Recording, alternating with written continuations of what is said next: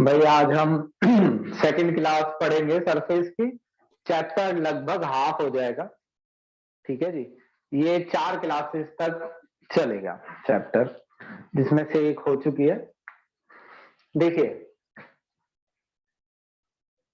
जो भी मैं समझाऊं पहले आप उसे समझ लेंगे, बाद में हम कोई बात करेंगे। सरफेस केमिस्ट्री,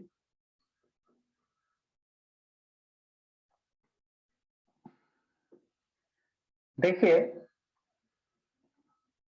एक साइंटिस्ट है, कुछ इस तरीके से नाम है उसका, फ्रेंडलिच एडजॉर्प्शन आइसोथर्म।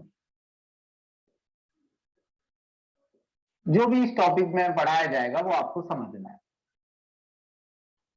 थोड़ी सी इंक की और जरूरत है मुझे लग रहा है, और उतना ही अच्छा दिखेगा जितनी मैं इंक डालूंगा, इसीलिए डाल ही लेता हूँ। हालांकि कई कपड़े मैं अपने हमेशा के लिए बेकार कर चुका हूँ, हो ही जाते हैं, जितने पहनता हूँ सब पे दाग है।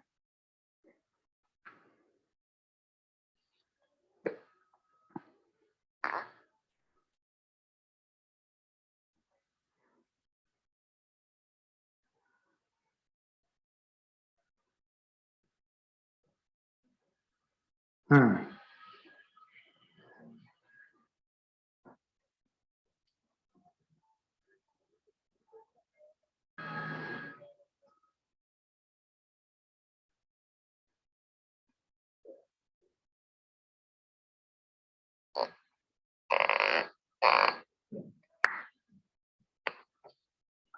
देखिए, लेट सपोज कि एक कंटेनर है और उसके अंदर चारकोल रखा हुआ है,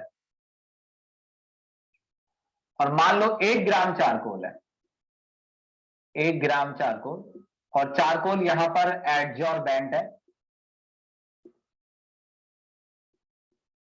एम, स्मॉल एम। मतलब जो 1 ग्राम ये क्वांटिटी है इसे मैं स्मॉल एम से दिखाऊंगा। किताब में भी स्मॉल एम लिखा है। स्मॉल एम का मतलब हो गया 1 ग्राम एडजॉर्बेंट। चारकोल नेसेसरी नहीं है, इसका मतलब हो गया 1 ग्राम एडजॉर्बेंट। और ये गैस है, ये पिस्टन है, वही जो 11th में आप पढ़ते थे। कैसा भी मान लीजिए अब तो इसे आप, ये पिस्टन लगा हुआ है और ये आपका गैस है, ये रही।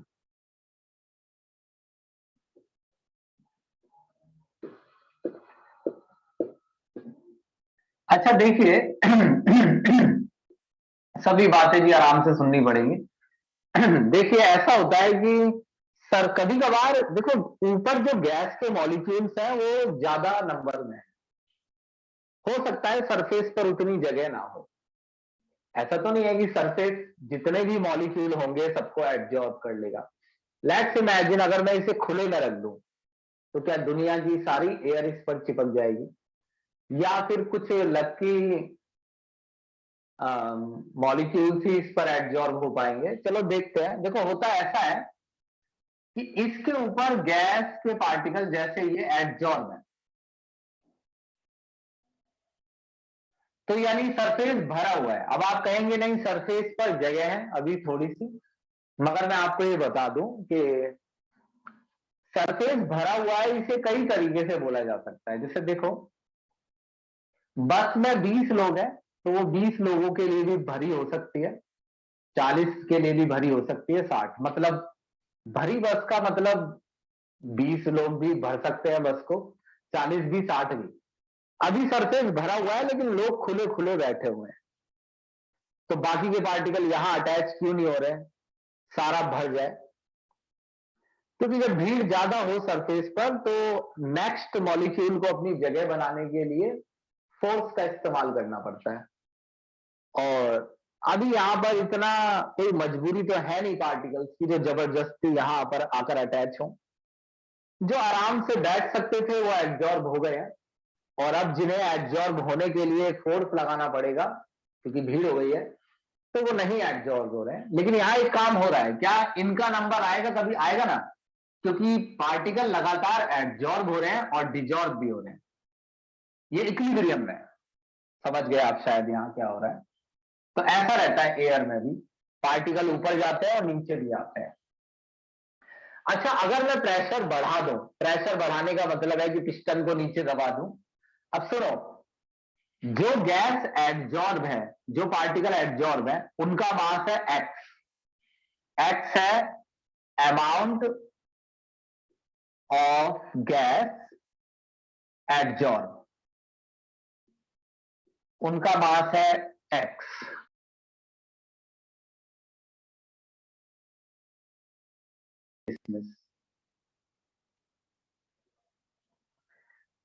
तो एक्स जो है वो गैस की अमाउंट है जो एडजॉर्ब है। तो जो एक्स बाय एम है, एक्स बाय एम, ये एक रेशियो है। इसमें एक्स जो है वो अमाउंट ऑफ गैस है जो एडजॉर्ब है, या अमाउंट ऑफ एडजॉर्बेट। एक ही बारी में सुन लीजिए, बड़ा स्लो बताता हूं मैं, एक ही बारी में लपड़ जपड़ सा करके नहीं समझाता हूं मैं। वो इसीलिए रहता है क्योंकि एक ही बारी में आप समझ सके ज्यादा से ज्यादा। एम है 1 ग्राम एडजॉर्बेंट।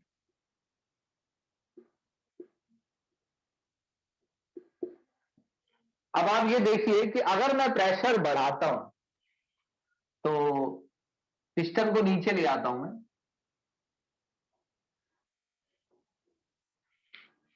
ये नीचे ले आया मैं पिस्टन को, तो भीड़ हो गई, पिस्टन को नीचे ले आया।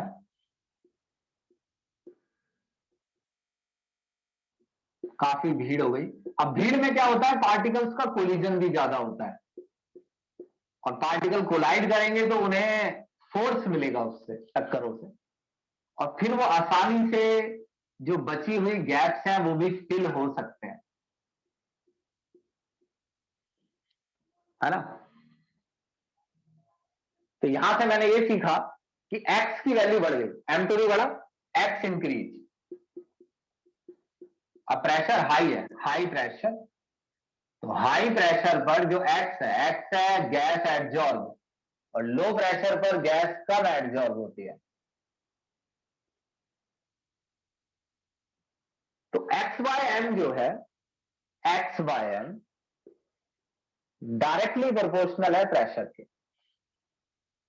कौन सा प्रेशर, ये आपको दिख गया है, जो गैस, गैस का प्रेशर, ये गैस ज्यादा प्रेशर पे कम कम वॉल्यूम में आ गई है ना, ये गैस कम प्रेशर पर ज्यादा वॉल्यूम में आ गई है।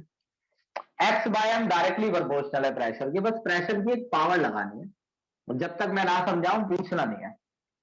X by m directly proportional है पी की पावर है 1/n, 1/n। अब अगर आप प्रोपोर्शनैलिटी का साइन हटाएंगे तो जो एक्स बाय एम है वो के P 1/n।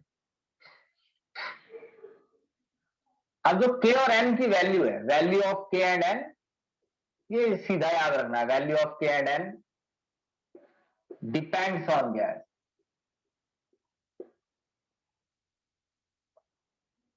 Depends on adsorbate and adsorbent. अच्छा, अब एक चीज सुनो, ये छोड़ो, ये तो हो गया इतना, इसके बाद भी जो कराना है वो आसान है। यहां पहले एक बात सुनो। अच्छा, तुम्हें नहीं लगता कि अगर इसके बाद मैं प्रेशर और बढ़ाता हूं, मान लो हाई प्रेशर हो चुका है, काफी प्रेशर हो चुका है, जब ज्यादा, भाई देखो एक चीज, सरफेस एरिया को बस की तरह समझो जिसमें लोगों को बैठना है, बड़ा ही आसान है ये तो। जितना ज्यादा आप प्रेशर, कंडक्टर जितना ज्यादा प्रेशर लगाएगा उतने ज्यादा लोगों को बस में भरा जा सकता है।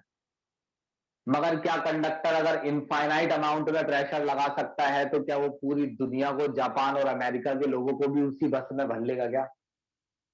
एक समय तक प्रेशर बढ़ाने से एक्स बढ़ेगा, एक्स मतलब गैस जो एडजॉर्ब है, मगर जब प्रेशर काफी हाई हो चुका होगा तो प्रेशर बढ़ाने से एक्स पर कोई असर नहीं पड़ेगा।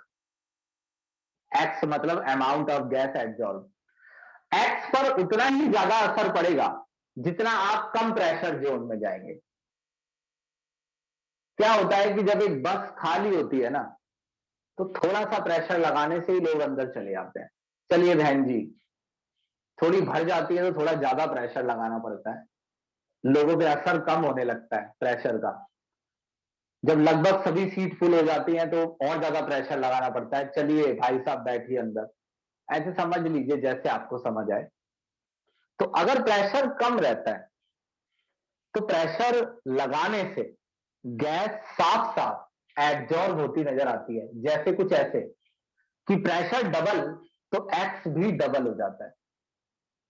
मगर जैसे जैसे आप प्रेशर बढ़ाते जाते हैं और फिर आगे प्रेशर बढ़ाते हैं, तो हो सकता है प्रेशर आपने डबल किया हो और एक्स डबल ना हो, एक्स 1.5 गुना बढ़े या उससे भी कम बढ़े, यानी एक्स बढ़ रहा है मगर प्रेशर के अकॉर्डिंग नहीं। मैक्सिमम असर ये होता है कि प्रेशर डबल है तो एक्स भी डबल है, इससे ज्यादा नहीं होगा। ऐसा नहीं कि प्रेशर डबल है तो एक्स 4 गुना, मगर उसके बाद जैसे जैसे प्रेशर बढ़ता है और बढ़े हुए प्रेशर पर और प्रेशर डालने से एक्स पर असर कम होने लगता है। ये बात बताओ, समझ आई? जल्दी।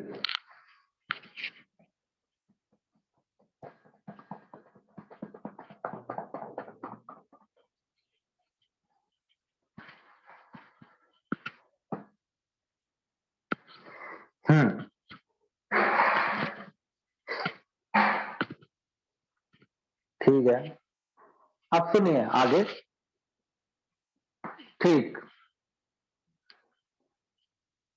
अच्छा तो ये बताइए, अब मैं आपको ये समझाता हूं कि x by m equals to है के पी की पावर 1/n। अब यहां p के ऊपर 1/n लिखने का क्या मकसद है? मकसद ये है कि जो 1/n है ना, वो 1 होता है। 1/n, यहां n की वैल्यू जो भी हो, मतलब 1/n जो है वो 1 आता है अगर लो प्रेशर, यानी यहां पर जो पावर है वो कंफर्म नहीं है, बदलती रहती है, तो उन्होंने पावर को बदलने के लिए 1/n लिखा है।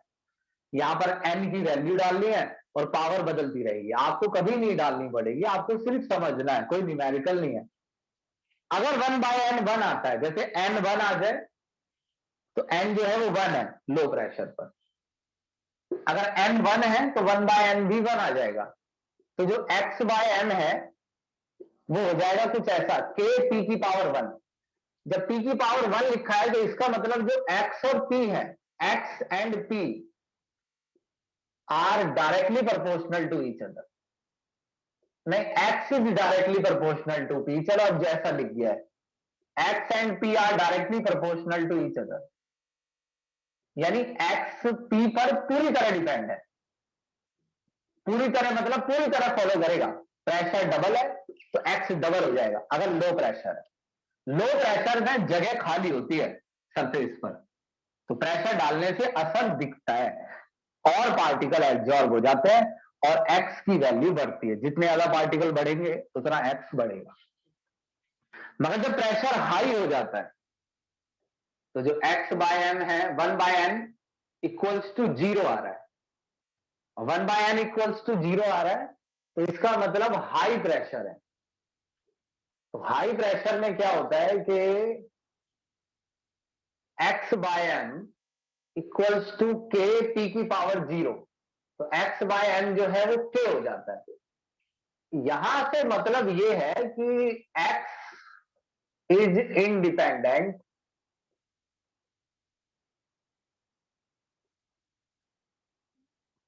ऑन प्रेशर, प्रेशर पर प्रेशर से इंडिपेंडेंट, चलो जो भी है, ऑन प्रेशर, प्रेशर पर डिपेंड नहीं कर रहा है। इसका मतलब ये है, क्यों? क्योंकि पहले से ही प्रेशर बहुत ज्यादा है, तो और प्रेशर डालने से अब और पार्टिकल एब्जॉर्ब होने वाले नहीं है।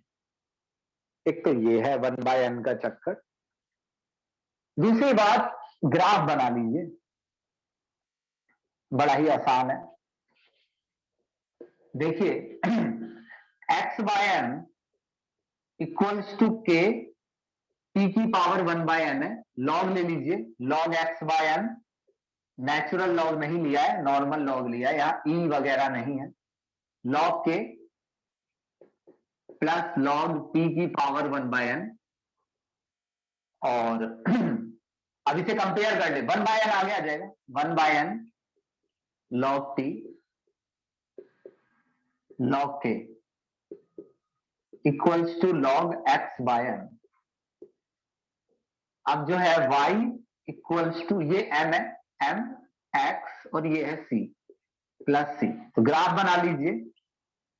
ग्राफ बनेगा, पीछे देख लूंगा एक बार, कभी कुछ गड़बड़ ना हो। ये गुप्ता, इन्होंने पढ़ा नहीं मैसेज। जो y और x है,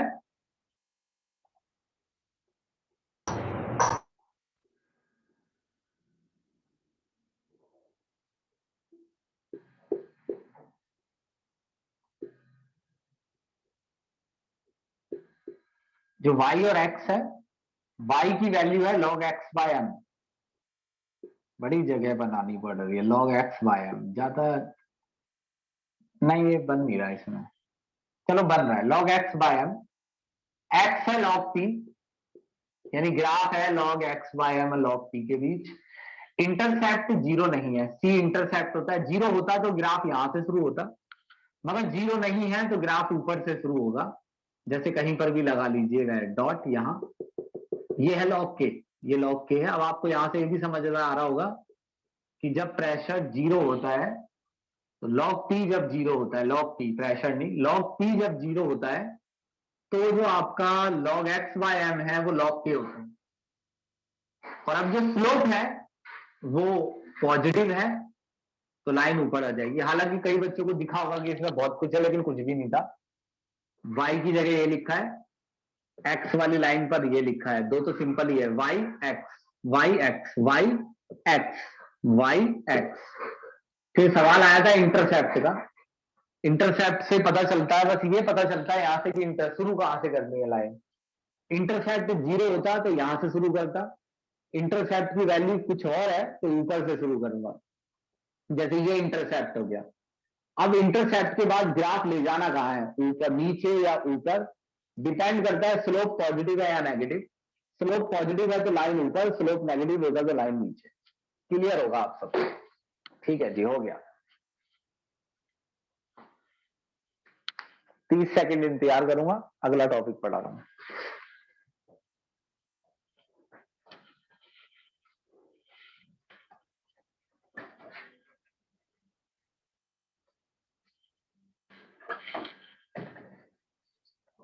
सुनिए, ठीक ऐसा ही टॉपिक आपको पढ़ना है।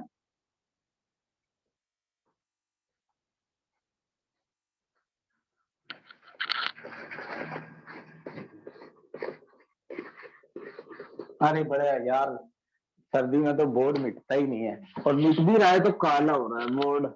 लगता है डोम्स का डस्टर लाना पड़ेगा अच्छी क्वालिटी का, जो जो एक ही हफ्ते चलता है डस्टर, वो वाला। उसमें एक शीशा लगा होता है, उसके 100 रुपए लेते हैं, और उसके साथ डोम्स के 2 मार्कर भी दे देते हैं।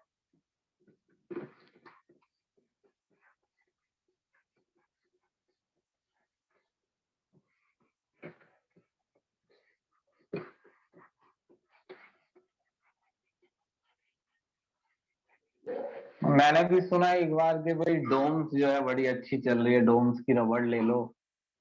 मैंने कहा नटराज का देना, उन्होंने कहा डोम्स ले जाओ। फिर मैं एक दिन मार्कर ले आया डोम्स का पूरा पैकेट, तो 3 दिन मार्कर चले। भाई तो मार्कर की इतनी प्रैक्टिस है, मार्कर से तो जिंदगी बीत रही है, तो कौन सा मार्कर अच्छा है वो देखते ही पता। 3 दिन चले और फूल बन जाए, और उसका इंक भी डाल के रखता हूं मैं, इतनी थोड़ी बहुत नहीं, भर के इंक डाल के रखता था।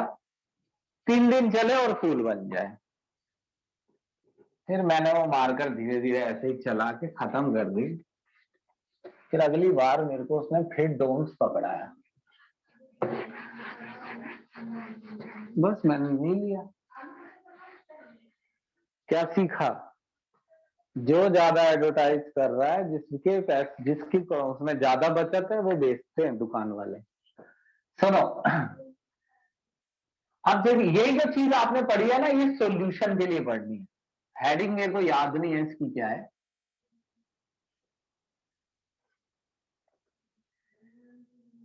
जैसे ये आपका सॉल्यूशन है, इसमें ये सोल्यूट है।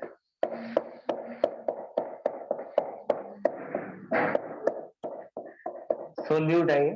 पहले यहाँ चारकोल बना दूं मैं। चारकोल ले लिया इन्होंने, ये वही है आपका 1 ग्राम एडजॉर्बेंट। यहां इन्होंने चारकोल लिया है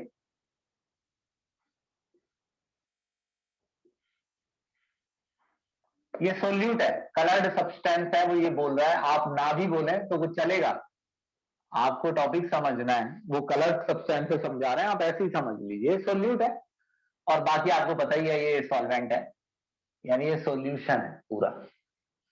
तो यहां लिख दूं मैं ये सॉल्यूशन है, और वो सॉल्यूशन नहीं था, वो कुछ गैस के ऊपर सॉलिड था। ये सॉल्यूशन है। सॉल्यूशन के अंदर ये अलग चीज है, ये एडजॉर्बेंट है, और बाकी ये दोनों चीजें हैं, सोल्यूट और सॉल्वेंट। तो सोल्यूट के पार्टिकल सरफेस पर चिपके हुए हैं पहले से, वही चल रहा है जो आप अभी चलता था, मतलब इक्विलिब्रियम की तरह छूट रहे हैं, आ रहे हैं ऐसे। तो अभी x बाय एम, यहां पर x हो गया amount of solute. Amount of solute जो एडजॉर्ब है ये हो गया 1 ग्राम, ये 1 ही है। 1 ग्राम, एम लिखा है मगर ये 1 ग्राम 1 केजी ऐसे के लिए बताना है। 1 ग्राम चारकोल। अब जो है कंसंट्रेशन बढ़ा दो। कंसंट्रेशन का मतलब सोल्यूट, प्रेशर नहीं, प्रेशर नहीं, कंसंट्रेशन। सोल्यूट की अमाउंट बढ़ा दो।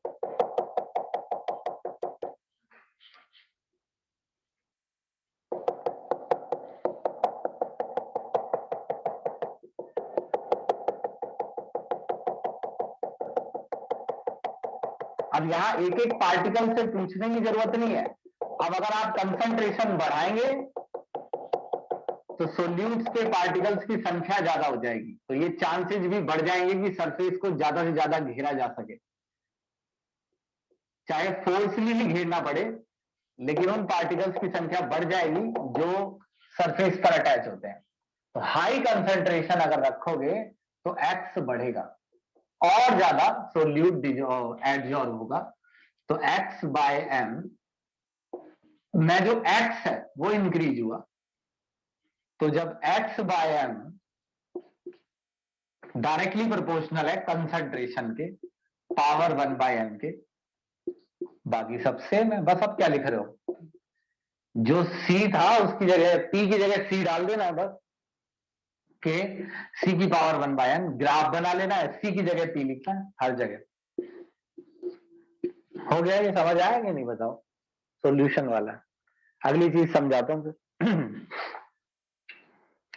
भाई जो पिछला था उसी में सी की जगह पी डालते रहना है, वही टॉपिक है।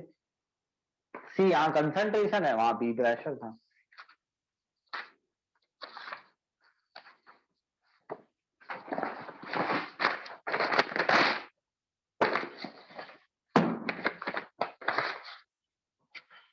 अब सुनिए एक चीज, भाई समझ आ जाए तभी तभी बताना है। लेकिन देखिए ऐसा भी है कि मान लीजिए आपने पिछली क्लास नहीं ली है, छोड़ी है, उस वजह से समझ नहीं आ रहा है, तो वो थोड़ा आपको देखना है, वो आप उसकी फिर रिकॉर्डिंग देखना, वो सबको नहीं रोकना है फिर। लेकिन सब कुछ सही है, लेकिन आपने नहीं आ रहा है समझ में, तो मेरे को उसी हैंड टू हैंड टोक देना है।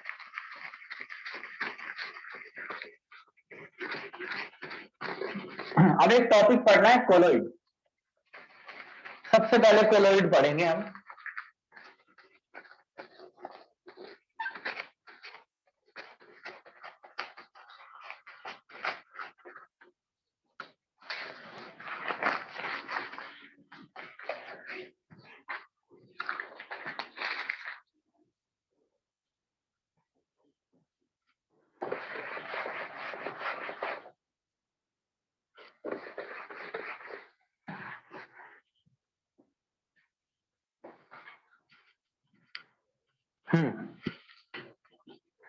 अच्छा, ये सरफेस केमिस्ट्री में कोलोइड कहां से आया? बिल्कुल जी, यही समझाऊंगा मैं, पहले आप देखते रहिए कोलोइड्स होता क्या है। देखो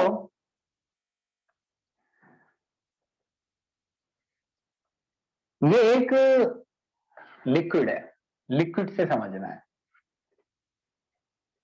बहुत अच्छा समझाऊंगा, ज्यादा खतरनाक वर्ड भी इस्तेमाल नहीं करूंगा, बस देखते जाइए। ये मेरे पास लिक्विड है एक, जैसे सॉल्वेंट होता है, जरूरी नहीं है सॉल्वेंट बोला जाए, लेकिन ये लिक्विड है।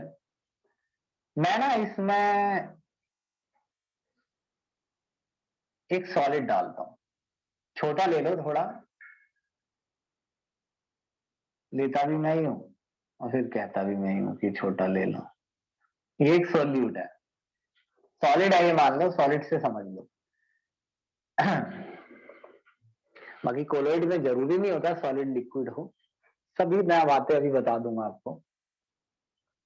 अब मैं इस सॉलिड को इसके अंदर डालता हूं, ये फिगर मैं 3 बार बनाऊंगा।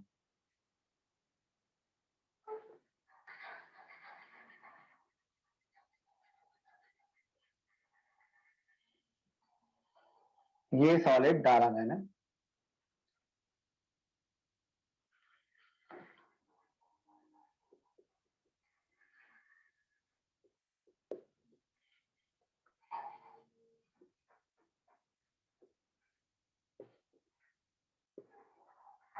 ठीक। अब देखिए, मैं सॉलिड के पार्टिकल इस लिक्विड में डालता हूं और ये सॉलिड के पार्टिकल बहुत छोटे हो जाते हैं अंदर जाके। एक सवाल ये है कि बहुत छोटे क्यों हो जाते हैं, और इसका एक सिंपल आंसर दूंगा मैं फिलहाल तो। अच्छा, इमेजिन करते हैं, पहले भी मैंने एक एग्जांपल आपको ऐसा दिया था, मुझे याद आ रहा है। इमेजिन करते हैं कि आप लोगों की भीड़ किसी पार्क में खेलने गई, लेके गए आपको पिकनिक में, आप सभी बच्चों को। जैसे ही पार्क का गेट खुला तो तुमने पार्क को देखा और तुम्हें वो बहुत ही पसंद आया पार्क, बहुत ही बढ़िया, पता नहीं उसमें क्या क्या था। तो ऐसे में क्या होगा पता है, बच्चे छूट के भागेंगे और पार्क में फैल जाएंगे। हर बच्चा चाहता है कि उसके चारों तरफ दूसरे बच्चे ना हो, बल्कि पार्क की चीजें हों। और अगर वो पार्क पसंद नहीं आता है तो बच्चे फिर कलेक्शन में रहते हैं, दो दो चार चार आपस में बात कर रहे हैं, बस खड़े हैं, बेकार है, यहाँ तो कुछ नहीं है।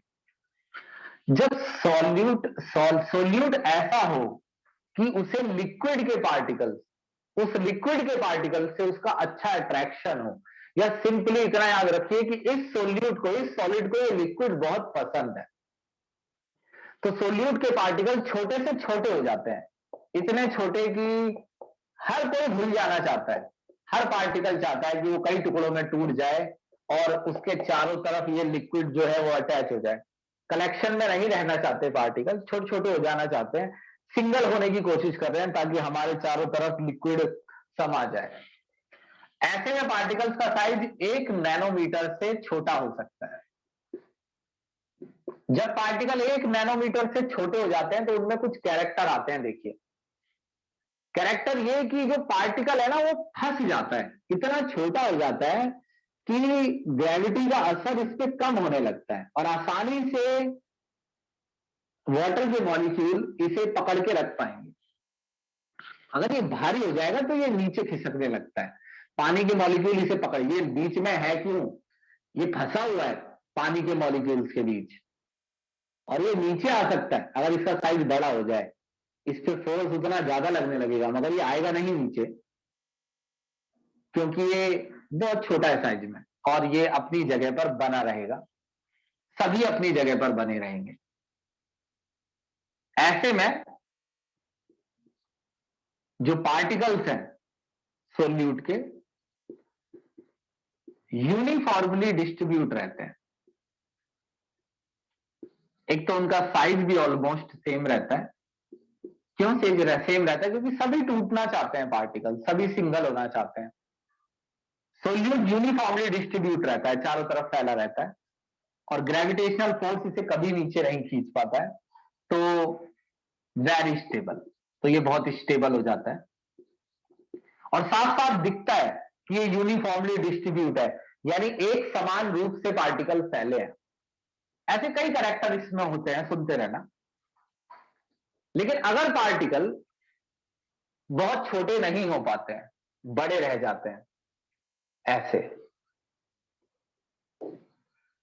तो ये आपको साफ साफ दिख रहा है कि ये पानी के मॉलिक्यूल इन्हें होल्ड कर के रख पाएंगे बीच में, जैसे रेत है। ये तो 9th क्लास का टॉपिक है, बस मैं थोड़ा बताऊंगा कि मुझे जो बताना है जिस तरीके से। तो पार्टिकल नीचे सेटल होने लगते हैं समय के साथ। और एक चीज खास देखो, साफ साफ नजर आ रहा है, बिल्कुल साफ, कि पार्टिकल नॉन यूनिफॉर्मली डिस्ट्रीब्यूट है, एक समान रूप से नहीं फैले हैं। हालांकि मैंने साफ साफ नहीं बनाया है, मतलब मैं बना देता हूं, थोड़े मिटा देता हूं ऊपर से। अब ये जो पार्टिकल है सोल्यूट के, ये 1000 नैनोमीटर से बड़े हैं, इसलिए ऐसा हो रहा है। साइज जो है वो more than 1000 nanometre, more than 1000 nanometre, बड़े साइज के पार्टिकल ऐसे बिहेव करते हैं। और ये अनस्टेबल है।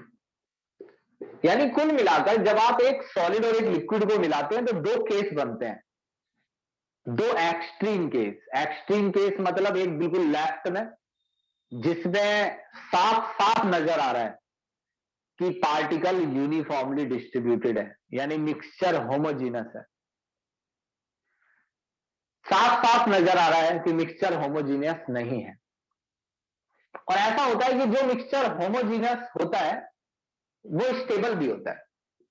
सुनना मेरी बात को पूरी, वो मिक्सचर होमोजीनियस होता है। यानी दो कैरेक्टर होने चाहिए सॉल्यूशन बनने के लिए। अगर आप सॉल्यूशन की कैटेगरी में जाना चाहते हैं तो आपके अंदर दो कैरेक्टर एक साथ होने चाहिए, एक तो मिक्सचर होमोजीनियस हो और बहुत स्टेबल हो। और अगर आप सस्पेंशन की कैटेगरी में जाना चाहते हैं तो ये आपके पास क्लियर कट दो कैटेगरी होनी चाहिए, दो कैरेक्टर होने चाहिए, नॉन यूनिफॉर्मली डिस्ट्रीब्यूट और अनस्टेबल, यानी नीचे बैठ जाना। अनस्टेबल का मतलब भाई मैं तो ये मान के चल रहा हूं कि 9th क्लास का टॉपिक, अनस्टेबल समझ गए होंगे आप कि पार्टिकल नीचे बैठ जाते हैं। लेकिन ऐसा भी तो हो सकता है कि एक ऐसा केस हो जो ना तो साफ साफ नजर आए कि मिक्सचर होमोजीनस है, ना साफ साफ नजर आए कि हिट्रोजीनस है। हमेशा ऐसा तो नहीं होगा कि हम दो मिक्सचर बनाए तो या तो वो क्लियर कट होमोजीनस दिखे या क्लियर कट हिट्रोजीनस दिखे। हो सकता है दिखे ही ना कि वो होमोजीनस है या हिट्रोजीनस है। और अगर वो दिखता नहीं है कि वो होमोजीनस है या हिट्रोजीनस है तो उसे पहचानना भी मुश्किल हो जाता है। इसीलिए हमेशा जो कोलॉइड होता है उसके एग्जाम्पल देना मुश्किल रहता है, क्योंकि एग्जाम्पल याद करने पड़ते हैं। ऐसे देख के नहीं आप बता सकते हैं कई सॉल्यूशन रखें ये कोलॉइड है, एक्सपेरिमेंट करेंगे तो बता सकते हैं, ऐसे देख के नहीं पहचान सकते हैं। सॉल्यूशन और सस्पेंशन को पहचानने के चांसेस सबसे ज्यादा है। हालांकि इनमें भी आप फेल हो सकते हैं कई जगह, मगर ये एक्सट्रीम केस है, दिखते हैं साफ साफ। लेकिन एक तीसरा केस है जो साफ साफ नहीं दिखता है, वो है कोलॉइड। और ये है पार्टिकल्स के बीच का साइज का होने का। ये पार्टिकल बीच के साइज के हैं। ये पार्टिकल इतने छोटे तो हैं, इनका साइज 1 से 1000 नैनोमीटर के बीच होता है, कोई फिक्स नहीं है, इनका भी फिक्स नहीं है ये 1000 नैनोमीटर से ज्यादा है, ये 1 नैनोमीटर से कम है। तो अगर पार्टिकल्स का साइज 1 नैनोमीटर से कम हो जाए घुलने वाले, तो सॉल्यूशन बन जाएगा। 1000 नैनोमीटर से ज्यादा आ जाए, सस्पेंशन बीच में अटक जाए, तो कोलॉइड बन जाएगा और प्रॉपर्टीज भी बीच में अटक जाएंगी। बीच में अटकने का मतलब है कि मिक्सचर हिट्रोजीनस है, लगेगा हेमोजीनस, एक्ट करेगा, एक्टिंग लाइक होमोजीनस। कई कैरेक्टर इसमें इसके होते हैं और कई इसके, लेकिन ये एक्ट करता है इसकी तरह, ये बनने की। तो ये हिट्रोजीनस है, एक्टिंग लाइक होमोजीनस।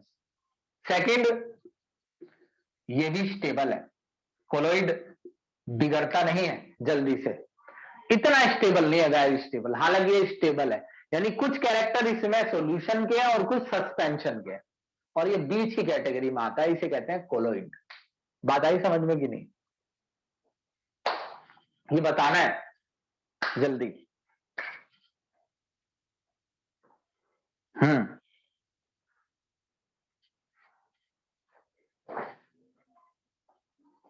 ठीक है।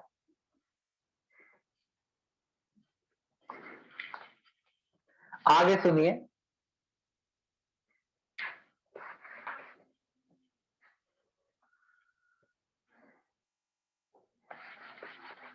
स्क्रीनशॉट ले लेना।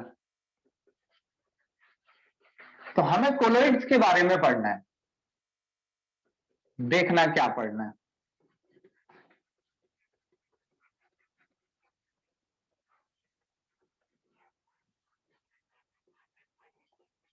मुझे क्लास 10 मिनट पहले छोड़नी है, बस 10 बजे मेरे को कहीं पहुंचना है। तो उतने में, हाँ पूरे 10 मिनट है, तो उतने में मैं ये समझा दूंगा टॉपिक। सुनो,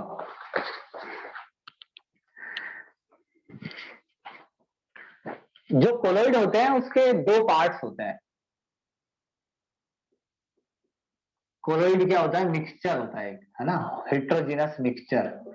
इतना तो बोल ही दे, नहीं तो क्या आप उसे जब वो पूछेगा कि कोई पूछ ले अगर मान लो मुंह से कि कोलोइड क्या होता है, तो ये रिकॉर्डिंग थोड़ी दिखाओगे मेरी, ये कहोगे ना हेट्रोजीनस मिक्सचर होता है, कुछ तो बोलोगे। हेट्रोजीनस मिक्सचर होता है, इसके दो पार्ट होते हैं। रुको, यहां ले लो। एक होता है डिस्पर्स्ड फेज। डिस्पर्स्ड फेज का मतलब सोल्यूट की तरह, सोल्यूट आप समझ जाते हैं, लाइक सोल्यूट। एक डिस्पर्जन मीडियम होता है।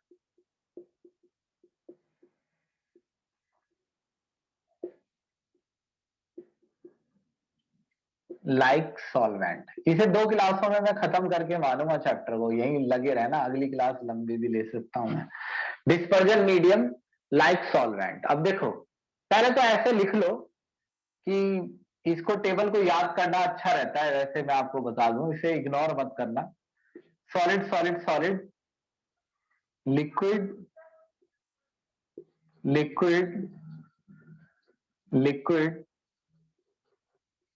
गैस गैस, ऐसे लिख लेना। अब यहां लिख लेना सॉलिड, लिक्विड,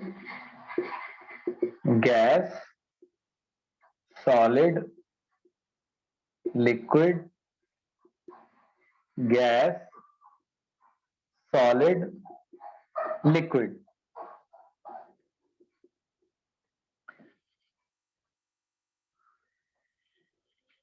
अब ये देखो, ऐसा है कि जरूरी नहीं है, पहले माइंड में डाल लो बड़े प्यार से।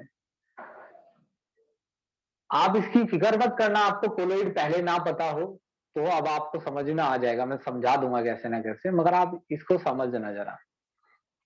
देखो, मिक्सचर में, मिक्सचर होने का मतलब जरूरी नहीं है कि कुछ लिक्विड में ही मिलाया जाए, पहली बात तो ये है। जैसे आपने जैन स्टोन देखे हैं, कलर्ड स्टोन, कलर्ड स्टोन, जो कलर्ड स्टोन होता है ना, उसमें दो चीजें होती हैं सॉलिड, जैसे जो स्टोन कलर्ड, जैसे रिंग में आते हैं कलर्ड स्टोन, तो जो कलर्ड स्टोन होते हैं ना, उनमें दो चीजें होती हैं। एक तो वो सब्सटेंस जो स्टोन को बना रहा है, जिसकी वजह से स्टोन स्टोन है, और एक वो सब्सटेंस जो स्टोन को कलर दे रहा है, और दोनों ही सॉलिड फॉर्म में होते हैं सॉलिड स्टोन में। लेकिन देखिए, कई स्टोन ऐसे होते हैं जिसमें जो कलर है वो बहुत अच्छे से फैला हुआ होता है, लेकिन फिर भी ये गारंटी नहीं होती है कि कलर की इंटेंसिटी हर जगह एक समान है, बिल्कुल परफेक्टली 100%। इसीलिए वो लगते होमोजीनस है, लेकिन ये दोनों जो सॉलिड है इनका मिक्सचर हिट्रोजीनस है, लेकिन काफी करीब है होमोजीनस के, इसीलिए कोलोइड में चला गया है, सस्पेंशन नहीं है। तो ये एक एग्जांपल है कि भाई दो चीजें लिक्विड सॉलिड भी आपस में, हालांकि हो सकता है उन्हें पिघला के मिलाया हो, लेकिन बाद में वो सॉलिड है। जैसे बटर है, कई चीजों का मिक्सचर है, क्लाउड है, मिस्ट है, पेंट है, पेंट में लिक्विड मौजूद है। जैसे डिओड्रेंट आता है, वो कई चीजों का मिक्सचर होता है, गैस का और वाटर का, मॉइस्चर का, पानी भी हो सकता है और दूसरा कोई केमिकल हो, पता नहीं मुझे। अच्छा, कोलोइड्स के नाम होते हैं अलग अलग, अगर वो सॉलिड और सॉलिड के मिलने से बनाए तो उसको बोलना है सॉलिड सॉल। तो जब भी मैं आपसे बोलूँ ना सॉलिड सॉल, तो आपको ये समझना है सॉलिड सॉल का मतलब है कि सॉलिड सॉलिड के मिलने से बना है। मीनिंग ऐसा नहीं होना चाहिए कि आपसे मैं बोल रहा हूं सॉलिड सॉल्व, तो आपके दिमाग में कुछ आ ही नहीं रहा। अगर ऐसा करोगे तो आपको आगे ना बातें समझ नहीं आएंगी। वो कभी बोलेगा सॉल्व, कभी बोलेगा सॉलिड सॉल्व। जब भी कोई बोले सॉलिड सॉल्व तो समझ जाना सॉलिड ज्यादा है, सॉलिड ज्यादा मात्रा में है, और उसमें या तो कोई सॉलिड मिला है, या उस सॉलिड में कोई लिक्विड मिला है, या उस सॉलिड में कोई गैस मिला है। इतना भी मान लो तुमको ये भी नहीं पता है, रुक जाओ एक minute, liquid solid solid solve, या गैस सॉलिड सॉलिड सॉल्व। देखो मान लो तुमको नहीं पता है कि सॉलिड के साथ गैस है या सॉलिड के साथ लिक्विड है, लेकिन सॉलिड के साथ सॉलिड है। अगर मैंने बोला सॉलिड सॉल्व और तुमने इतना भी दिमाग में लाया ना कि डिस्पर्जन मीडियम यानी जिस चीज में मिलाया गया है वो सॉलिड है, जरूरी नहीं है कि सॉलिड करके ही मिलाया हो, पिघला के भी मिलाया हो तो भी चलेगा। इसको इसको बाद में वो सॉलिड हो, ज्यादा मात्रा में सॉलिड हो और उसमें भी सॉलिड ही मिला हो, सॉलिड में लिक्विड थोड़ा हो और सॉलिड ज्यादा हो। मैंने बोला सॉलिड सॉल्व तो आपके दिमाग में आ रहा है कि सॉलिड चीज ज्यादा है, उसमें थोड़ा लिक्विड मिला हो सकता है, या थोड़ा गैस, या थोड़ा सॉलिड, तो चलेगा इतने में। ये सबसे इंपॉर्टेंट है, पूरी किताब में यही है, यही पढ़ने वाला है। इसका नाम है सॉल्व। अब मैं आपसे बोल रहा हूं सॉल्व सॉल्व सॉल्व, और आपके दिमाग में ना आए कि सॉल्व क्या है, तो फिर ये बढ़िया चीज नहीं है। आपके दिमाग में एकदम से आना चाहिए कि सॉल्व क्या चीज है। जैसे मैंने आपसे बोला कि भाई ये सॉल है गोल्ड का, गोल्ड सॉल, तो क्या समझ में आना चाहिए? गोल्ड तो सॉलिड ही होता है, किसी सॉलिड को लिक्विड में मिलाया गया है। मैंने आपसे बोला ये सल्फर सॉल है, अगर मैं सॉलिड बोलूंगा, मैं बोलूंगा सल्फर का सॉलिड सॉल है तो वो सॉलिड सॉल होगा, अगर मैं सॉल सॉल बोलूंगा तो सॉल होगा। मैंने बोला ये सल्फर का सॉल है, तो सल्फर का सॉल है, इसका मतलब यह है कि सल्फर सॉलिड है और वो किसी लिक्विड में मिला हुआ है। भाई नाम तो इसी का ही लगेगा ना, नमक का घोल है, चीनी का घोल है, डिटॉल का घोल है, तो नाम तो सोल्यूट का ही आता है, डिस्पर्ज फेज का। ये इंपॉर्टेंट होता है, ये तो सिर्फ डाला जाता है इसको घोलने के लिए, और इसको घोला इसलिए जाता है कि इसका इस्तेमाल आसानी से हो सके। तो जब भी मैं बोलूं दिमाग में डालो, जब भी मैं बोलूं सॉल, तो जो हम नॉर्मली जानते हैं ना लिक्विड में घुला सॉलिड, वो सॉल होता है, लिक्विड में घुला सॉलिड, लिक्विड में घुला सॉलिड सॉल होता है।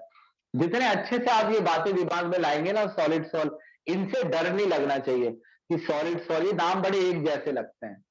अगर इनसे डर लगेगा तो दिक्कत होगी। लिक्विड लिक्विड इमल्सन, अभी मैं आपको याद करा देता हूं, इसे थोड़ा सा रुक जाओ।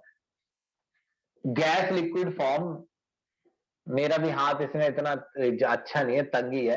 एरोसॉल, लेकिन मैं कुछ करके दिखाता हूं तुम्हें, रुको। एरोसॉल, देखो ऐसे याद करना, ये तो लिख ही लोगे, इसको ऐसे याद करना। अगर डिस्पर्जन मीडियम सॉलिड है तो सॉलिड सॉल, डिस्पर्ज फेज कुछ भी हो, डिस्पर्जन मीडियम सॉलिड है, सॉलिड है, solid sol. Dispersion medium solid है, छूटते ही बोल देना सॉलिड सॉल। अगर डिस्पर्जन मीडियम गैस है, aerosol, aerosol dispersion medium gas है। अब मैं तुमसे बोल रहा हूं हाँ भाई ये चीज एरोसॉल है, आपको कोलोइड या सरफेस केमिस्ट्री समझना है, तो जैसे ही मैं बोलता हूं ये एरोसॉल है, आपके दिमाग में कम से कम इतनी बात आनी चाहिए कि गैस ज्यादा मात्रा में है, और गैस में या तो कोई सॉलिड मिलाया हुआ है या गैस में कोई मिलाया हुआ है। क्या है? अबे कहां लिख दिया मैंने, ये गैस में मिलाया हुआ कोई सॉलिड, इसका एग्जाम्पल जैसे स्मोक हो गए और ये गैस में लिक्विड, रुक जाए एक मिनट, बटर तो नहीं है, नहीं, गैस में लिक्विड मिलाया हुआ है, फॉग मिस्ट क्लाउड है। क्लाउड अच्छा एग्जाम्पल है। क्लाउड में क्लाउड होता ही क्या है, गैसेस का मिक्सचर होता है, और उस मिक्सचर से वो जो स्ट्रक्चर बन जाता है, ये गैसेस का मिक्सचर है, और इस मिक्सचर के अंदर ये होगा लिक्विड फंसा होता है, रेन वाटर। तो जहां सॉलिड हो solid solve, solid solid solve, solid solve, जहां पर गैस है एरोसॉल, एरोसॉल।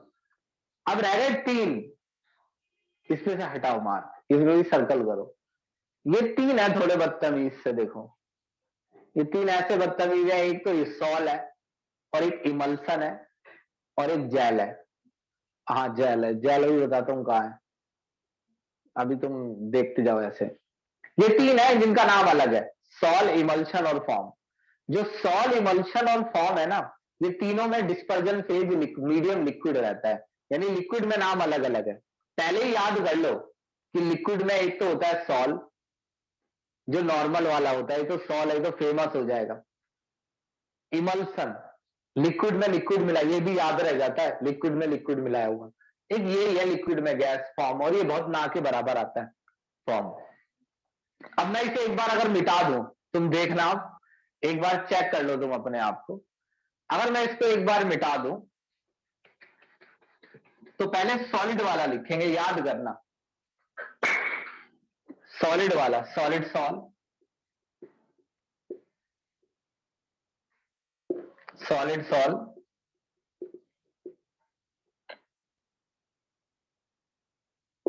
Solid sol. अब आ जाओ गैस वाले पर, एरोसॉल, हो गया ना आसानी से, एरोसॉल हो गया आसानी से।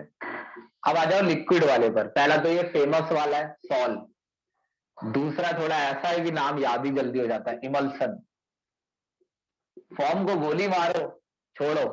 अब सुनो, बाद में चुपचाप क्या करना, बीच वाले में जेल लिख लेना है, आई एम सॉरी।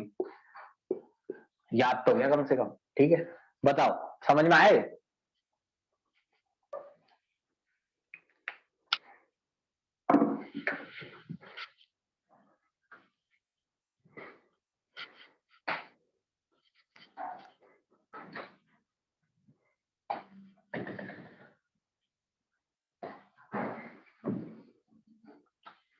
ठीक है, देखो पक्का परसों 9 बजे आ जाना, और मैं पक्का ये वादा कर रहा हूं कि 9 बजे से मैं तुम्हारे पीछे ही पड़ जाऊंगा। 10, 11